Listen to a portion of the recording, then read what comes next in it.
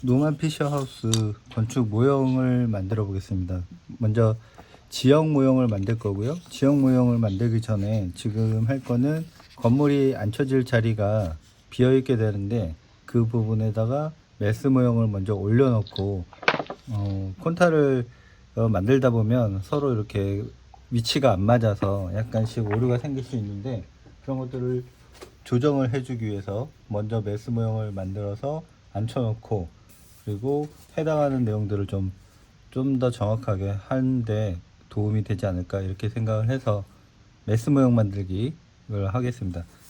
지금 요거는 지형 모형을 먼저 만들어 본 건데요. 이 재료 자체는 보시면 옆에 이렇게 구멍이 있죠. 골판지라고 하는 보통 흔하게 버리는 그런 골판지를 이용을 해서 재활용을 해서 만들어 본 겁니다. 실제로 작업은 우드락 가지고 진행을 할 텐데 일단 이렇게 만든다라는 느낌 살펴볼 수 있고요. 지금 여기 비어 있는 부분이 이제 건물이 앉혀질 부분이고 계단, 외부 계단이 들어갈 부분이에요. 이렇게 지형은 이렇게 만듭니다.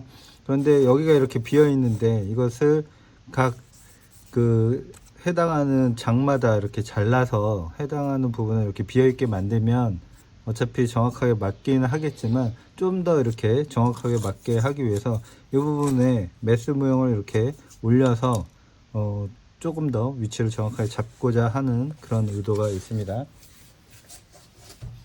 자, 요 종이를 가지고 시작을 할 거고요. 저 편의상 이 도로 쪽에 있는 건물 A동, B동 뭐 이렇게 나눈다고 하면 지금 이거는 지하층에 외곽선을 쭉 따라서 선을 그려 놓은 거예요.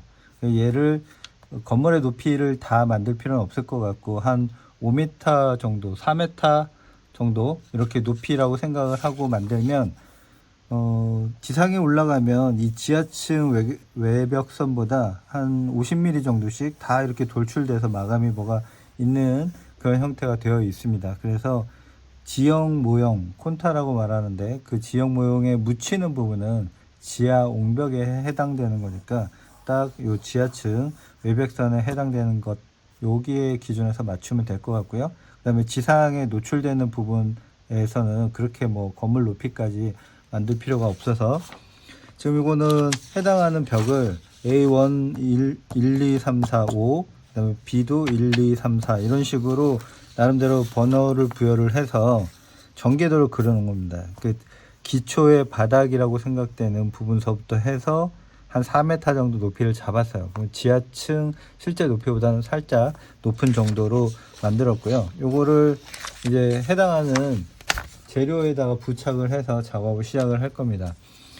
이렇게 해서 작업을 할 건데 이쪽에 A동, B동 뭐 이렇게 편의상 이렇게 부르겠습니다. 하나는 기초에서부터 시작되는 바닥판이라고 생각을 하고 하나는 위에 판.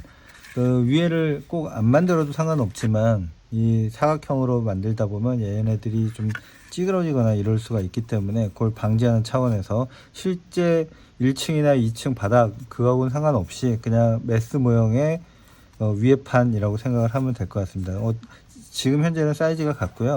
하나는 바닥판으로 쓸 거라서 얘를 못따기용으로 이렇게 쭉 한번 돌릴 겁니다. 마침 제가 가지고 있는 재료가 OT하고 이거는 ET 조금 있는데 같은 재료로 해도 상관없고 오히려 그게 더 작업이 편할 수 있습니다. 저는 마침 가지고 있는 재료가 요거밖에 없어서 지금 5mm 짜리로는 좀 두꺼운 바닥을 만들고 그 다음에 2mm 짜리 가지고는 벽체를 이렇게 만들겠습니다. 이렇게 해서 진행을 하고요. 먼저 벽체를 쭉 잘라 놓고 나서 진행을 해도 상관없고 바닥을 먼저 잘라 놓고 해도 상관이 없습니다. 어떤 걸 해도 상관이 없는데 그러면 바닥을 먼저 자르는 걸 할게요. 이게 재료가 두꺼우면 수직으로 자르기가 좀 쉽지 않거든요. 그래서 항상 이렇게 수직선을 자르기 위해서 칼을 수직으로 놓는다 이 느낌을 좀 가져야 되는데 지금 되도록이면 저는 이제 자가 오래돼서 상관없지만 자가 얼마 안 되는 경우는 이 눈금보다는 눈금이 없는 쪽으로 이렇게 칼질을 해 주시면 눈금 때문에 이렇게 칼날이 지나갈 때 칼날 끝부분이 쉽게 이렇게 무뎌지게 되는데 그런 것들을 조금 방지할 수가 있습니다. 다음에 자를 때는 한 번에 자르는 게 아니라, 특히나 이렇게 두께가 두꺼우면 한 번에 자르려고 하다가 옆으로 이렇게 약간이라도 각도가 치우쳐질 수가 있죠. 그래서 되도록이면 반듯하게 자르는 게 좋은데, 지금도 안쪽으로 약간 이렇게 들어간 편이네요. 정확하게 뭐 직각을 맞춰서 자른다는 거는 뭐 장비가 따로 있지 않고서는 수작업에 의해서는 쉽지는 않으니까요. 되도록이면 직각에 맞게끔 자른다 생각을 하고 작업을 해서 나중에 부착을 할 때, 벽이라든가 이런 것들을 부착을 할 때 조금씩 보정을 할 수 있게끔 그렇게 했으면 좋겠습니다. 그래서 해당하는 재료를 얘는 못따기를 할 거긴 하지만 일단은 다 잘라 주고요. 요 외곽선에 맞춰서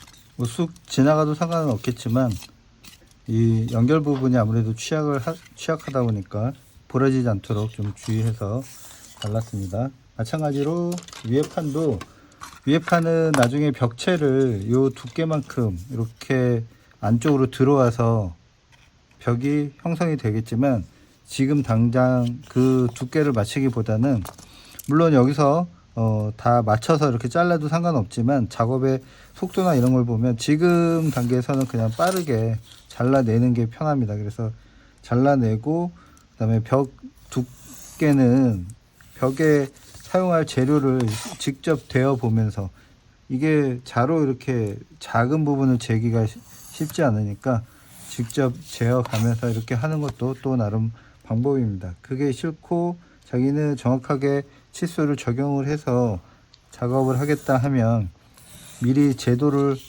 해 놓을 수 있는 방법도 있죠. 캐드로 이렇게 출력을 어차피 하는 거니까 사용할 재료가 명확하고 그 재료의 두께를 정확하게 잘 알고 있다라고 하면 그것을 도면 출력할 때 이미 반영을 해서 해도 좋겠습니다. 그러면 뭐 두 번 작업할 건 없다 뭐 이렇게 할 수가 있겠죠. 근데 저는 항상 이렇게 재료를 먼저 전체 그 외곽선에 맞춰서 여유 있게 잘라 놓고요. 그리고 나서 부재를 실제로 맞춰 가면서 이렇게 작업을 합니다.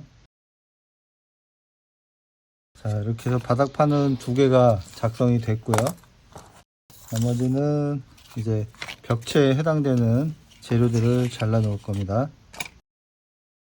부재가 얇아도 한 번에 이렇게 자르려고 하다가 보면 밀리는 경우가 있어요. 그래서 되도록이면 한 번에 자르지 말고, 특히나 폼보드 같이 겉에하고 속이 이렇게 밀도가 서로 다른 그런 재료들이 부착되어 있다 보니까 되도록이면 한 번에 자르려고 하지 말고 몇 번에 나눠서 잘라주면 좋을 것 같습니다.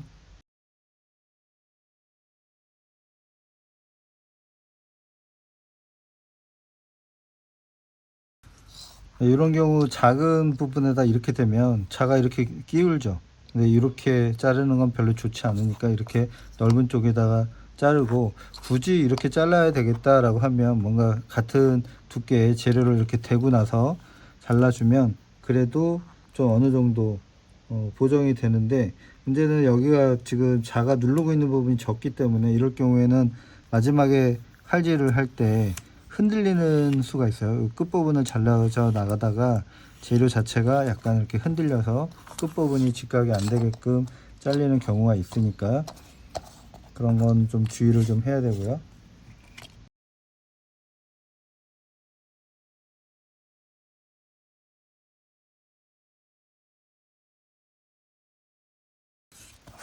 자, 이렇게 해서 바닥판하고 벽체를 만들 재료들은 다 준비가 되었고요. 이렇게 해서 이제 조립을 해 보도록 하겠습니다.